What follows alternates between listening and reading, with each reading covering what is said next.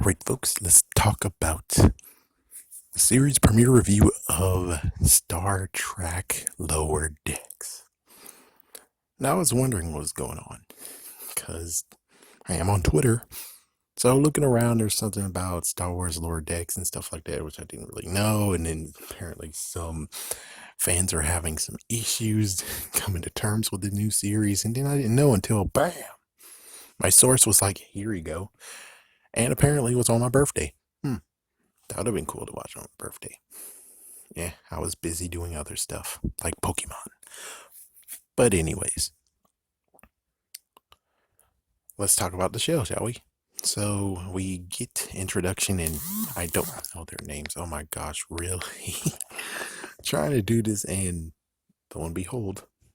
But anyways, so I don't know their names exactly. I should kind of know, but just follow me. So we got Red Shirt, and we're calling Mr. B. Why not? We're calling B.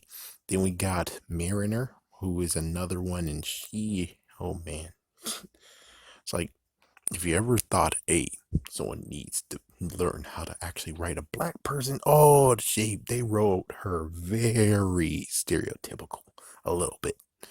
Yeah, she actually is a breaker of rules. She has contraband. She has the craziest of alcohols.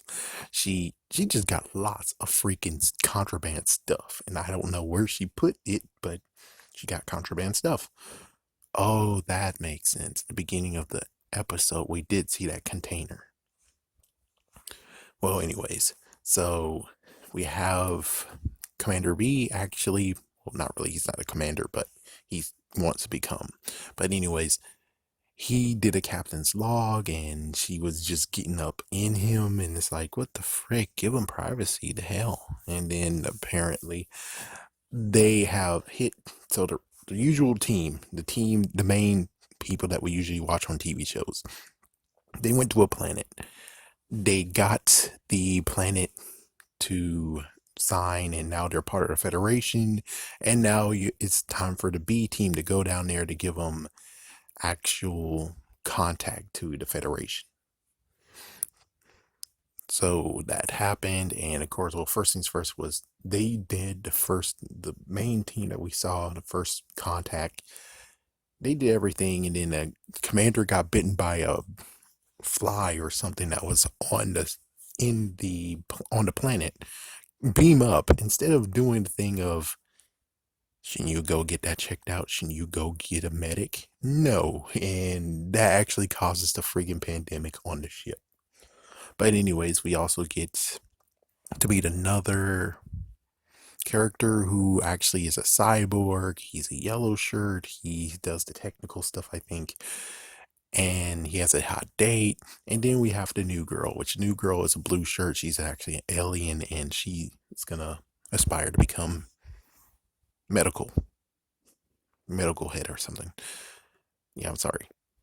Not really a fan of Star Trek. I'm a little bit a fan of it, but not 100%. So yeah, sue me. Anyways, so basically they actually went down to the planet to install the satellite. And of course, old note, Commander B, he actually got called by the commander, the actual commander of the ship, and she told him, hey, I need you to check on Mariner and give me reports when she cuts up and do any violations against against this whole entire, all the rules.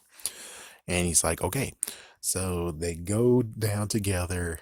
He is with the whole group. She cuts off and takes a freaking vehicle and goes somewhere. He follows. Turns out she kind of has contraband. She decides to actually help farmers, or one farmer, because, oh no, the farmer is going to be the little person. And how long is it going to take for the Federation to actually help everyone on the planet? So she decides to give them tools to help their farm. And you don't tell people that. Why? I mean, if it's a noble cause, you should just say, I'm going somewhere right quick. I need to do some good deed or something. But I think technically it's like they didn't supposed to do anything with planets at all. So they didn't supposed to have any interactions. So yeah, that makes sense why she's breaking the rules a little bit. But anyways, yeah, she did, got the tools. The dude actually stopped and said, "Oh, you giving contraband to these too? Oh my goodness," because it's the same box from the beginning of the episode. She was like, I'm sorry about that. She was like, "You should be quiet. You should be quiet. You should be quiet." And it's like, you should just yell, "They're farmers and they have tools and I'm giving them tools." Instead, no, she just like, "Oh, be quiet, be quiet." So it turns out they have some kind of weird, let's say, spider cow. Uh, yeah, spider cow. They milk a spider for milk, and now the spider got woken up and is chasing after him. And then, well, apparently she told him to strip naked after swatting his badge off when they were gonna do a quick escape teleport. And he's like, "No, you can't do that." And it's like, what the fuck? So they both had to get stripped down naked, and the spider cow, it's just a spider, it went after his clothes and not hers. And then eventually she jumps down to give it a surprise. Oh, that failed. He does it and he goes right into the spider's mouth. And it turns out the spider herbivore, but it loves sucking. So it was sucking him as if it's a freaking pacifier or a bone or something. And eventually, there you go. He's now free to go. All his clothes is messed up. He's gross as fuck. But the farmers gave him garb to wear and they drove back, and then they go back on the ship. And now let's talk about what happened on the ship. During all this, the captain had an infection. An infection turned him into a somewhat zombie. And he hurled black goo and then bit people. And then that spread across the whole entire ship. So we have the cyborg meeting her his hot date. It went perfectly good until all of a sudden he did technical crap and, well, you lost her. She just freaking kissed you and you didn't even want to say anything about it. What the so he freaking lost that part. It's like, dude, she just kissed you. And I don't even think the cybernetic implants screwed you over in that one. It's like, I don't think that was the cybernetic implants. So that sucks for you. Meanwhile, the girl, the new recruit that's a medic, she actually had to help with keeping everyone down at bay. And eventually she held a heart and had to pump it manually. And as soon as everyone gets teleported back up, then she actually noticed that is on, he has goo on him, and the purple goo actually could save and make a cure for everyone. So basically, she grabs him.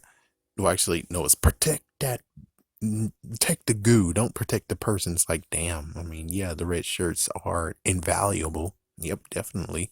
But damn, like, seriously.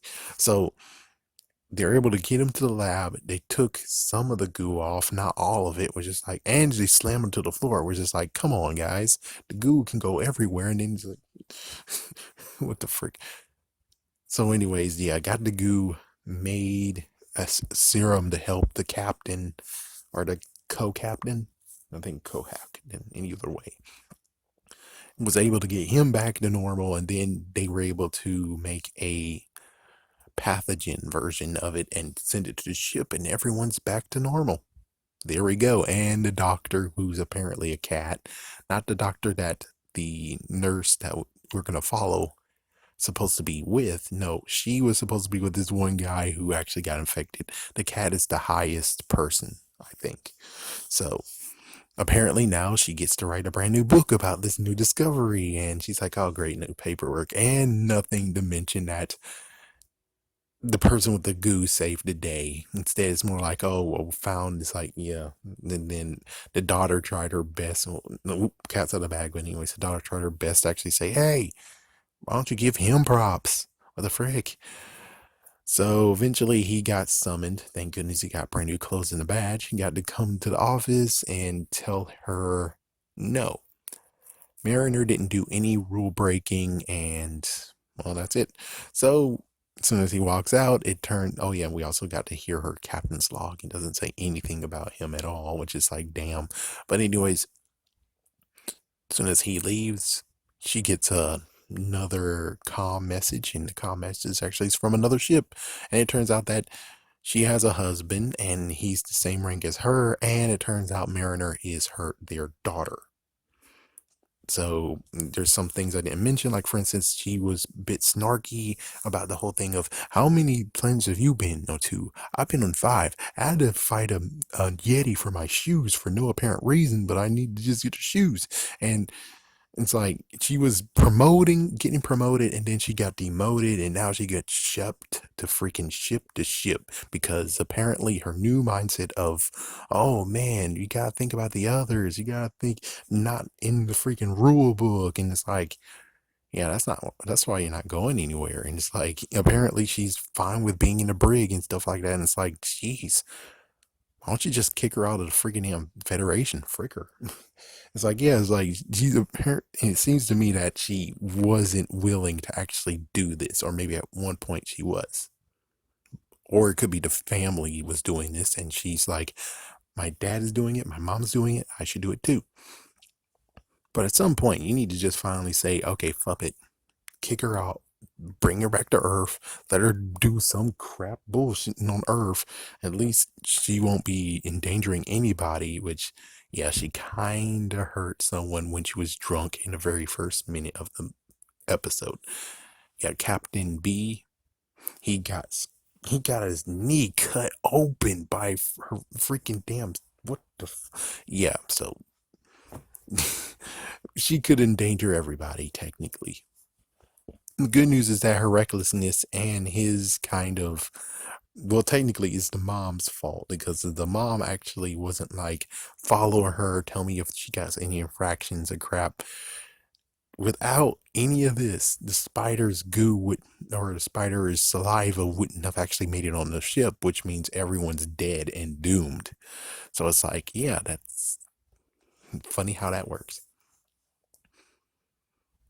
And of course, well, after it all goes down, you have the cybernetic person, the cyborg, talk to the medic, and well, apparently they might actually have a thing going on because he was like interested in what he was talking about when it's like, oh my gosh, when it came to the red alert, these doors did some kind of error thing, and why in the world did this happen? I would need research. And it's like, she was like, yeah, definitely, you should have been interested in that. It's like, no, she didn't ask you out because of interest of technology. She asked you out to find out you as a person. So you stupid idiot. So, anyways, besides that, he actually gave a little apology, Commander B, to Mariner, and she decides to actually take it amongst herself to become his mentor and try to get him become into the captain's chair. Oh, good Lord. It's funny looking at the mom. The mom is drinking, just shaking her head after her freaking daughter's like, lower deck, lower deck, lower deck. It's like, good Lord, man. And that's how the episode ends in a nutshell. So, do Star Trek fans actually have a reason why they should be pissed off? Yes. Yes, they sure do. I was like, what if Seth MacFarlane did this shit? And it's like, no, no, it's not him. This is not his design of characters. This is a completely different person who did this. And it's like as if they did what happened to Teen Titans, which I'm not allegiant to Teen Titans, but still though. Teen Titans Go, what the fuck? And this one is kind of more the fact of the sways Rick and Morty style, and they make fun of everything. And it's like, oh damn. Yeah, they're making fun of it, but at least not to the point of where, oh, good Lord, this garbage. It's just to the point of where if you take out one person, you'll be fine. You take out the freaking daughter, you'll be fine. You won't have any problems with this whole entire series. But the daughter is kind of like the person's like, free your mind. Man, you shouldn't be following these rules. The rules, and she actually knows the rules, and she's like, the rules anyways. And it's like, wow. Yeah, I'm pretty sure people who like Star Trek, it's like, it's about the rules, the principle. Meanwhile, we have her who's like, yeah, the rules, fuck you and fuck you. It's like, gee whiz, man. Let's get drunk. Oh, man. It's kind of like what Nickelodeon did to the Teenage Mutant Ninja Turtles, which thank goodness they stopped at season 2. Yes, I know it's messed up not giving it truly a chance, but I'm like, dude, you still wrecked everything. You made everything what the fuck. And 15 minutes, not 30 minutes, man. Frick you. What the So it's like, yeah, I understand their plight and the fact of they're just making a mockery out of Star Trek now. And it's like, yeah, they kind of are. They so are. And I don't know what to say about that. It's like, it's not too bad. It could go a lot worse. But at first, I was going to say, I'll need time to actually figure out if this series itself is bad for Star Trek or good for Star Trek. But on the other hand, after just seeing the last few minutes, I'm like, oh, well, yeah, it's not going to go good for Star Trek fans. This is not going to go good, not unless you have a decent humor. It's like, yeah, this is not good. And plus, they already name drop lots of people showing that it is in continuity, but we don't know if it's like continuity wise, as in this is truly continuity, or the fact of it's in continuity, but it's in continuity of its own way, meaning two streams, not one stream altogether, two streams. So we're just gonna have to see. Man, I'm pretty sure lots of people are outraged by this. It's like, yeah, it's like the seriousness. But hey, Star Wars got the freaking same crap too. It's like we got screwed over a lot. More than you guys. We got screwed over a lot. There's a big mess we have to clean up. You, on the other hand, you're kind of whining about what was it called?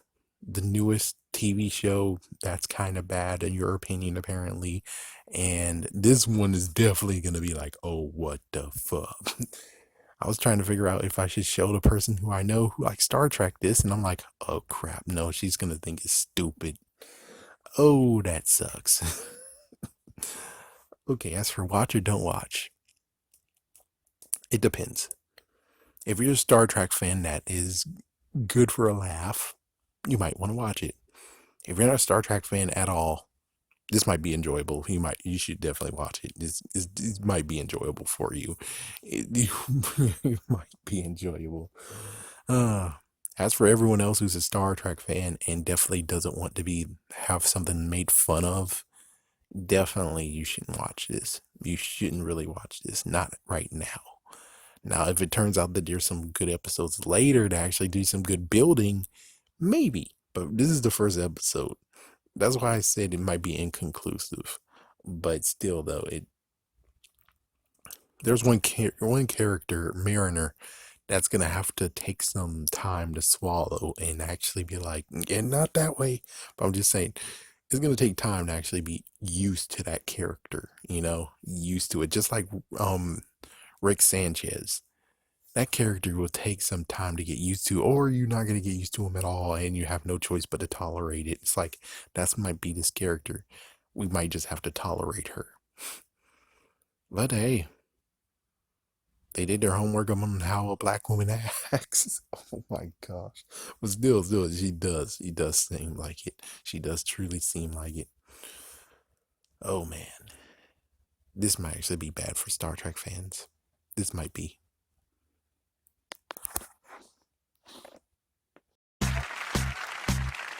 Everybody say I'm a crazy man.